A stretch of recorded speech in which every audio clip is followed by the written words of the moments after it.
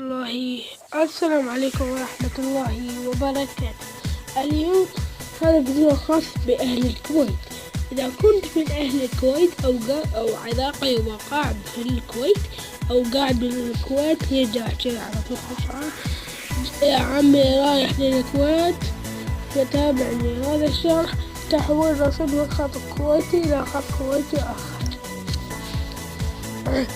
تضغط على هاتف وتضغط الأمر التالي: نجمة 1 2 3 ثم تضغط على الرقم الذي تريده 55 مثلا 889631